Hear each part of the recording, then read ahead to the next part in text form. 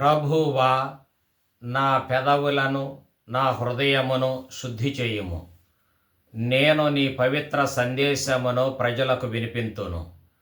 పితకు పుత్రునకు పవిత్రాత్మకు స్తుతులు, ఆదిలో వలె ఇప్పుడును ఎల్లప్పుడును కలుగునుగాక. సామాన్య కాలములో 3వ ఆదివారము. ప్రియమిత్రులారా, ఈ ఆదివారమునకు కేటాయింపబడిన పవిత్ర గ్రంథ పఠనాలు 3 అంశాలను మన దృష్టికి తెస్తూ ఉన్నాయి. 1, సమైక్యమును గూర్చి. 2, క్రీస్తు జ్యోతిని గూర్చి.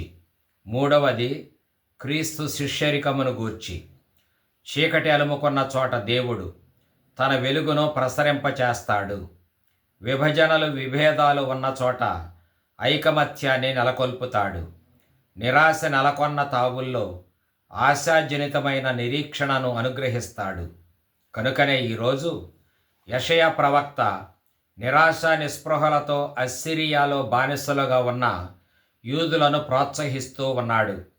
వారు ఒక గొప్ప వెలుగును చూడబోతున్నారని, చీకటిని అది ఛేదించి వేస్తుందని ప్రకటిస్తూ ఉన్నాడు. ఈ ప్రవచనానికి అసలైన సందర్భం ఇది.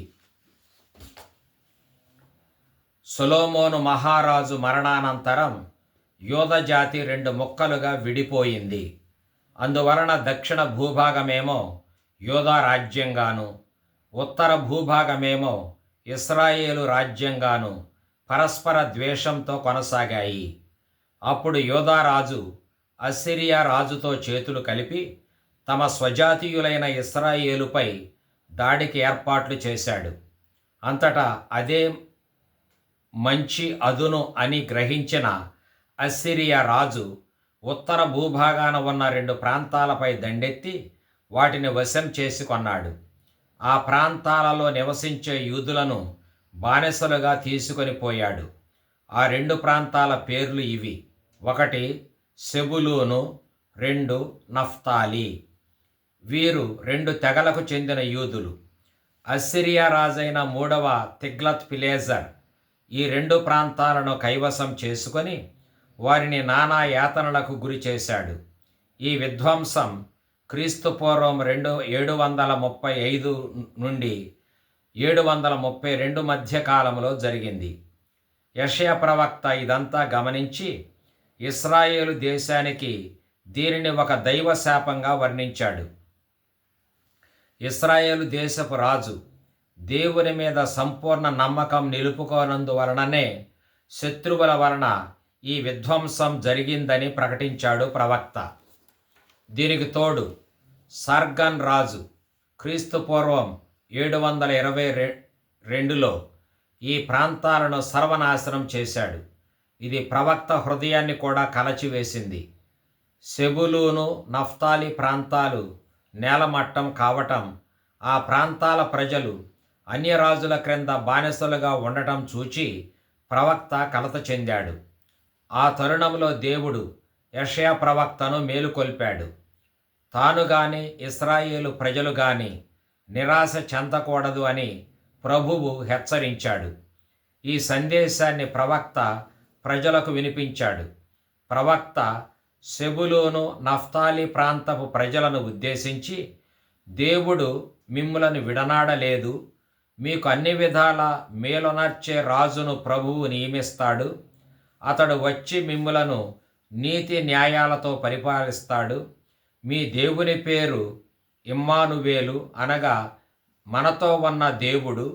మిమ్ములను నిరాశకు గురిచేసే బానిసమనే చీకట్లను తొలగిస్తాడు. ఇప్పుడు చీకట్లో ఉన్న ప్రజలు పెద్ద వెలుగును చూస్తారు.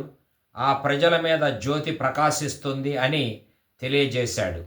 భవిష్యత్తులో దేవుడు ఇశ్రాయేలు ప్రజల కొరకు చేయనున్న అద్భుతాన్ని వెల్లడించాడు. ప్రస్తుతం వారిని అలుముకొని ఉన్న అంధకారమును ప్రభువు తొలగిస్తాడని తెలియజేశాడు. ఇంత ఆశాజనకమైన ప్రవచనం నెరవేరిందా? దేవుడు తాను వాగ్దానం చేసిన రాజును పంపాడా? యూదుల బాధల్ని తొలగించాడా అని ప్రశ్నిస్తే, ఈ ప్రవచనం అక్షరాల నెరవేరిందని, దేవుడు ఆడిన మాటను తప్పలేదని మత్తయి సువార్తకారుడు తెలియజేస్తూ ఉన్నాడు. యోహాను చెరసాలలో బంధింపబడినని విని యేసువు గలిలయ సీమకు వెళ్ళెను.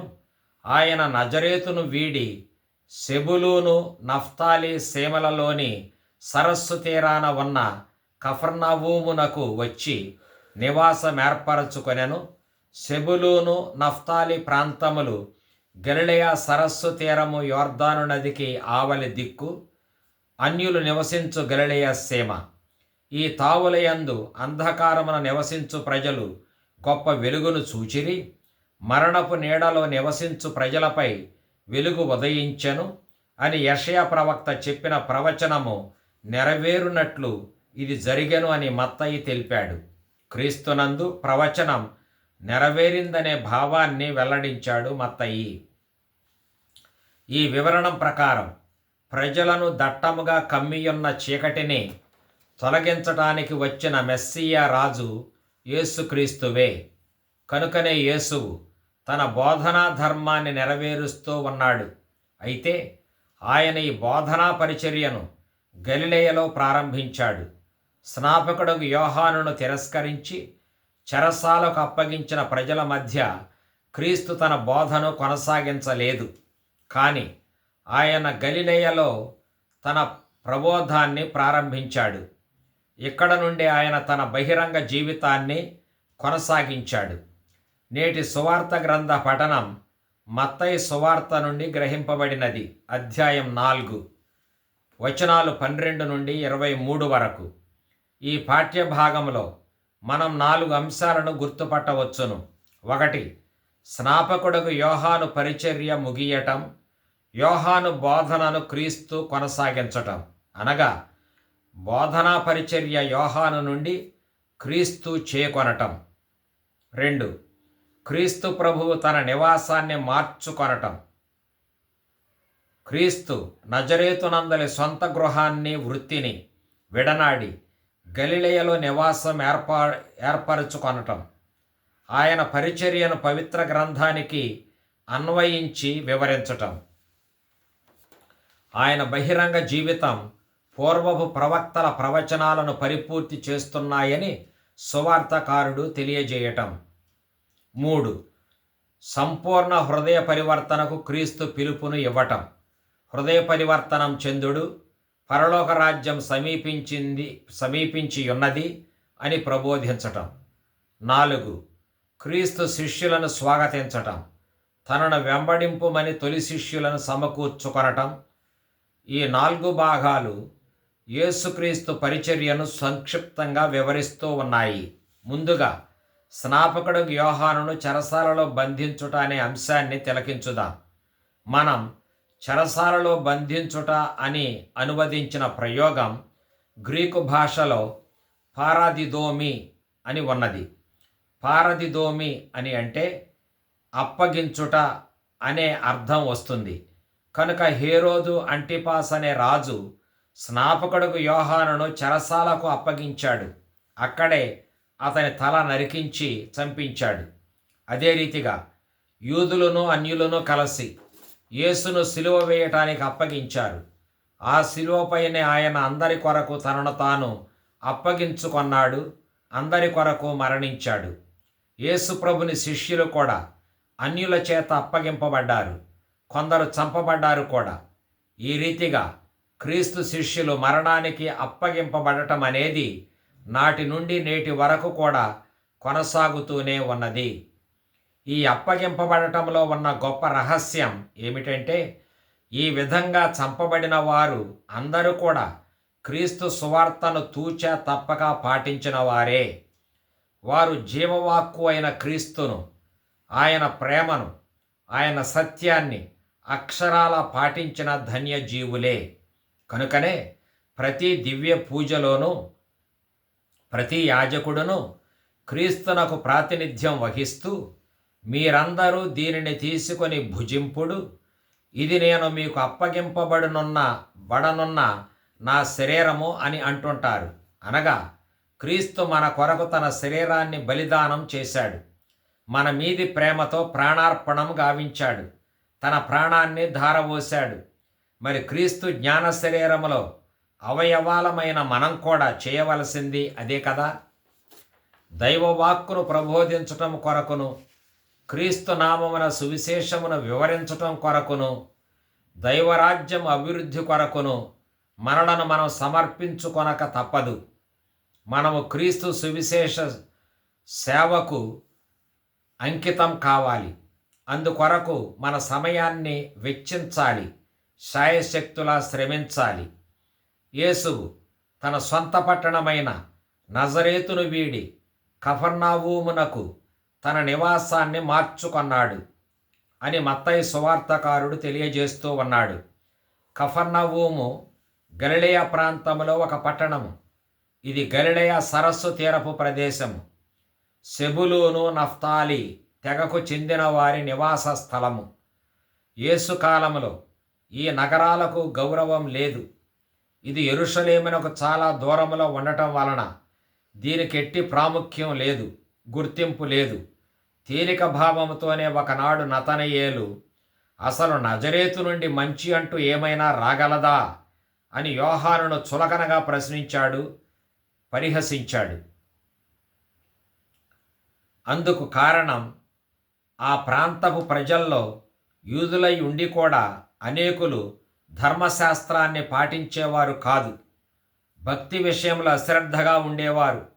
తిరుగుబాటు మనుషుల్లాగా గర్వంగా ప్రవర్తించేవారు. అయినప్పటికీ ప్రపంచపు వెలుగు గలిలయ నుండే వస్తుంది అనేది ప్రవక్తల వవాచ. ప్రపంచములో అంతకంటేనూ ఒక మంచి ప్రాంతమే లేదు అన్నట్లు తిరుగుబాటుదారులైన గలిలయలోనే యేసుక్రీస్తు తన బహిరంగ జీవితాన్ని, బోధలను, స్వస్థతలను ప్రారంభించటం చాలా వింతగానూ ఆశ్చర్యంగానూ ఉన్నది. అంతేకాదు, లోకంలోని అన్ని జాతులకును వెలుగును ప్రసాదించే దివ్య జ్యోతి కేంద్రంగా రూపొందింది గలిలయ అంటే నమ్మశక్యం కావటం లేదు. అయినా దేవుని అభిష్టం ప్రకారం గలిలయయే మెస్సియా ప్రబోధ కేంద్రంగా ఉంది. ఇక్కడ నుండే క్రీస్తు తన వేద బోధనా ఉద్యమాన్ని ప్రారంభించాడు. ఆయన తన బోధనా పరిచర్యను ఒక చిన్న వాక్యంతో ప్రారంభించాడు. హృదయ పరివర్తనం చెందుడు, పరలోక రాజ్యం సమీపించి ఉన్నది అని ఎలుగెత్తి ప్రకటించాడు. ఇదే ఆయన ఈ లోకానికి అందజేయగలిగిన శుభవర్తమానం. ఇంతకు ఈ శుభవర్తమానం ఏమిటి? పరలోక రాజ్యం సమీపించినది అనేదే ఆ శుభ సందేశం. మనలో చాలామందిమి పరలోక రాజ్యం అనగానే అదెక్కడో ఆకాశం పైన ఎన్నో రెట్లు ఎత్తులో ఉండే రాజ్యం అనే భావం కలుగుతుంది. కొంతమంది అయితే పరలోక రాజ్యం అంటే మనం చనిపోయిన తరువాత చేరుకునే మోక్షం అని అంటుంటారు. ఈ లోకంలో మంచి ప్రవర్తన కలిగి జీవించే వారికే అది లభిస్తుంది, లేకుంటే అది దక్కదు అనే భావము కూడా కొందరు కలిగి ఉంటారు. కానీ యేసు ప్రభువు ఇక్కడ పరలోకమును గురించి మాట్లాడటం లేదు. ఆయన మాట్లాడుతున్నది ఈ భూమి మీద జీవితాన్ని గురించి. రెండవ విషయం ఇది. రాజ్యం అనే ప్రయోగం రాజును తలపింపచేస్తుంది. గ్రీకు భాషలో రాజును బజిలేయుస్ అని అంటారు. రాజు పరిపాలించే ప్రదేశాన్ని బజిలేయా అని అంటారు. కనుక ఇక్కడ రాజ్యం అనగానే రాజు ఉండే స్థలంగా భావించకూడదు. కానీ ఇది రాజాధికారాన్ని సూచిస్తుంది, అనగా మనం జీవించే విధానాన్ని వెల్లడిస్తుంది. మనమంతా శక్తిమంతుడగు, ప్రేమమయుడగు దేవుని అధికారం క్రింద ఉన్నాము. కావున ఈ శక్తిగల దేవునికి మనం విధేయులమై ఉండటమే రాజ్యములో ఉండటం. ఈ రాజ్యములో అధికారం ప్రధానం కాదు, కానీ విలువలు ముఖ్యం. సత్యం, ప్రేమ, సానుభూతి, న్యాయం, నీతి, స్వేచ్ఛ, సౌభ్రాత్రం, శాంతి ఇవన్నీ ఈ రాజ్యపు విలువలు. ఇక్కడ శాంతి వర్ధిల్లుతూ ఉంటుంది. ఈ విలువలు పాటించే విధానానికే రాజ్యం అని పేరు. ఇదే అర్థముతో ఇక్కడ ఆ ప్రయోగాన్ని సువార్తకారుడు వాడాడు. ఇక ఇప్పుడు హృదయ పరివర్తనం చెందుడు అనే హెచ్చరికను పరిశీలించుదాం. ఏ వ్యక్తి అయినా యేసుక్రీస్తుతో సంబంధం కలిగి ఉండాలంటే అతడు హృదయ పరివర్తనం చెందాలి. తాను చేసిన పాపాల కొరకు పశ్చాత్తాపపడాలి. గతంలో కట్టుకొనిన తప్పుడు పనులను గూర్చి తలంచుకొని మనస్తాపపడటం దీనిలో భాగం. కానీ క్రీస్తు ప్రభువు అంత మాత్రంతో తృప్తి చెందడు. కానీ ఆయన సంపూర్ణ మార్పును కోరుతూ ఉన్నాడు. ప్రభువు మన గతంలో మనం చేసిన అవినీతి పనులను తుడిచివేసుకొనుమని అనటం లేదు. గతాన్ని తుడిచివేయలేము మనం. కానీ ఇక నుండి మనం ప్రయాణించే దిక్కునే మార్చుకొనుమని ప్రభువు తెలియజేస్తూ ఉన్నాడు. ఈ క్షణం నుండి క్రీస్తు ప్రభువే మన దిక్సూచి. అందువలన మన తలంపుల్లో పూర్తి మార్పు రావాలి. క్రీస్తుతో ఐక్యమై మన జీవితం క్రొత్త మలుపు తిరగాలి. ఈ క్రొత్త జీవిత మలుపును గురించి క్రైస్తవ నూతన నిబంధనం పదే పదే వివరిస్తూ ఉంది. నూతన నిబంధన గ్రంథాలు ఈ మార్గదర్శకాన్నే మనకు దయచేస్తూ ఉన్నాయి. మనమంటూ సాహసించి ఈ మలుపు తిరగగలిగితే, మన జీవితాన్ని క్రొత్త దిశకు మలుపు త్రిప్పగలిగితే, అప్పుడు క్రీస్తు ప్రబోధించే రాజ్యంలో మనం ఉంటాం, లేకుంటే లేదు. క్రీస్తు ప్రభువు బోధను అనుసరించి మనం క్రొత్త మలుపు తిరిగితే, మనం అల్ప స్వభావంతో కాక ఉన్నత మనస్తత్వంతో జీవిస్తాము. దేవుని పనుల్లో మనం నిమగ్నమవుతాము. అప్పుడు మనం అందరి మేలించి ఏ ఒక్కనికి కీడు చేయకుండా జీవిస్తాము. అందుకు తగినంత శ్రద్ధ తీసుకుంటాము కూడా. మన మధ్య పేదవారు ఉంటారు, అనాథులు ఉంటారు, వితంతువులు ఉంటారు, నిరుద్యోగులు ఉంటారు. వర్గ విభేదాలతోనూ పరమత ద్వేషంతోనూ ఘర్షణ పడేవారు ఉంటారు. వస్తు వ్యామోహం, విపరీతమైన ధనవాంఛ, అధికార దాహం, అవినీతి ఆరాటం కలవారు కూడా ఉంటారు. పిల్లికి భిక్షం పెట్టడానికి కూడా ఇష్టపడని వారు ఉంటారు. వీరందరితో జీవిస్తున్న మనం అప్రమత్తంగా ఉంటే తప్ప ప్రపంచాన్ని బాగు చేయలేము. మనలో నీతి నిజాయితీ లేకుంటే మనం ప్రయోజకులంగా మార్పు చెందలేము. దేవుడు ప్రేమమయుడు, మానవులందరి ఎడల శ్రద్ధ చూపించే జాలి హృదయుడు. పరలోక రాజ్యములో ఈ సుగుణాలే ప్రధానం. కనుక ఇట్టి లక్షణాలను మనం అలవరుచుకొనటం అనివార్యం. తప్పక మనం పుణ్య జీవితం జీవించి తీరాలి. అది ఇక్కడే ఇప్పటికిప్పుడే మనం ఉన్న ఈ నేల మీదనే సాధించాలి. ఆ మార్గమే మన రక్షణ మార్గం. ఈ మార్గములో కథోలిక సంఘస్థులు మాత్రమే కాదు, కథోలికేతరులైన క్రైస్తవులంతా నడవాలి. ఇతర వర్గాలు నమ్మకాలకు చెందిన వారికి కూడా ఇదే పరలోక రాజ్యపు బాట. బహుశా చాలామందికి క్రీస్తు ప్రభువును గూర్చిన పరిజ్ఞానం ఉండకపోవచ్చును. అంత మాత్రాన క్రైస్తవ విలువలు వారికి తెలియవు అని మనం అనుకోకూడదు. ఇప్పుడు క్రైస్తవ విలువలు అంటూ తెలియని వ్యక్తులు ఉండరు. వారు తెలిసినా పాటించకపోవచ్చు, అది వేరే విషయం. కానీ క్రీస్తు ప్రపంచానికి ప్రబోధించిన హృదయ పరివర్తనం అనే విలువ తప్పక మానవులందరూ పాటించవలసిందే. ఎందుకంటే ఏ ఒక్క మానవుడను పాపాల కుప్ప మీద కూర్చొని జీవితాన్ని సార్థకం చేసుకోలేడు. కావున విశ్వజనులందరూ తమ వద్దకు క్రీస్తు రూపములో వచ్చిన ప్రేమతత్వాన్ని అనుసరించి పరలోక రాజ్యములో సభ్యులు కావాలనేదే ఫలితార్థం. పాపాన్ని నిరసించాలనేదే గొప్ప సూచన. హృదయ పరివర్తనను ప్రకటించిన క్రీస్తు తనతో కలిసి పరలోక రాజ్యములో పనిచేసే వారి కొరకు అన్వేషణ ప్రారంభించాడు. ఆయన చేపలను పట్టు జాలరుల వద్దకు వెళ్ళాడు. నన్ను వెంబడింపుడు అని వారిని ఆదేశించాడు. ఆ నలుగురు ప్రభువు ఆదేశాన్ని అంగీకరించారు. వారు తమ వృత్తికి స్వస్తి చెప్పారు. జీవితాన్ని మలుపు త్రిప్పుకొన్నారు. పరలోక రాజ్యములో రక్షణ సందేశమును ఆలకించారు. క్రీస్తును వెంబడించారు. జాలరులు తలవని తలంపుగా క్రీస్తు పిలుపును అనుసరించారు. వారు వెనువెంటనే వలలను అచటనే వదిలిపెట్టి క్రీస్తును వెంబడించారు. పడవను తమ తండ్రిని వదిలిపెట్టి ఆయనను వెంబడించారు. ఈ విధంగా వారు పూర్తి నమ్మకాన్ని క్రీస్తు పైననే నిలుపుకొన్నారు. చాలా సాహసంతో ఉదారంగా ప్రభువును వెంబడించారు.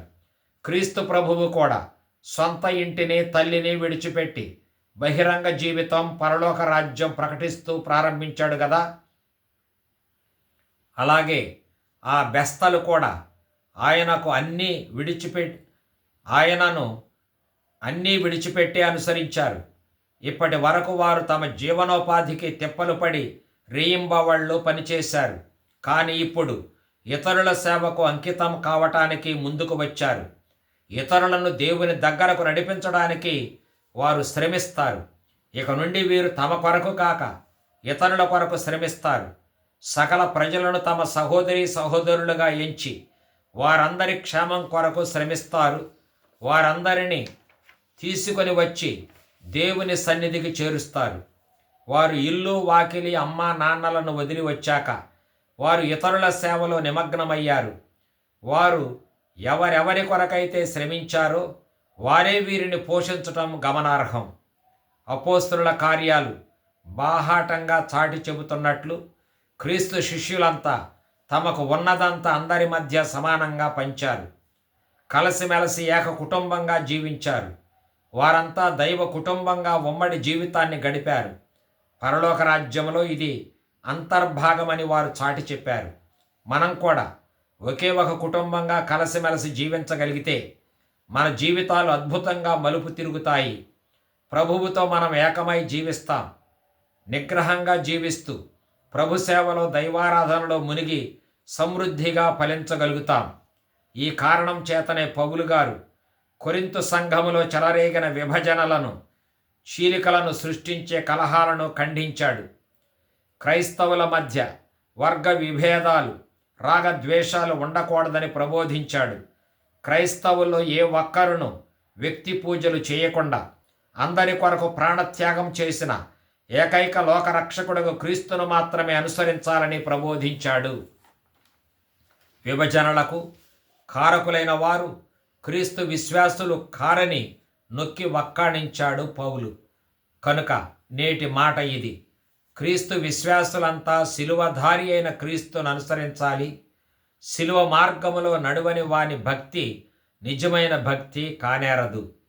ఈనాడు ఈ ధ్యానములో పాల్గొనిన విశ్వాసులందరినీ, శ్రోతలందరినీ లోకరక్షకుడైన క్రీస్తు దీవించి సంరక్షించి వారిని సన్మార్గములో హృదయ పరివర్తనతో ముందుకు నడిపించాలని కోరుతూ పితా పుత్ర పవిత్రాత్మ నామమున దీవిస్తూ ఉన్నాము. ఆమెన్.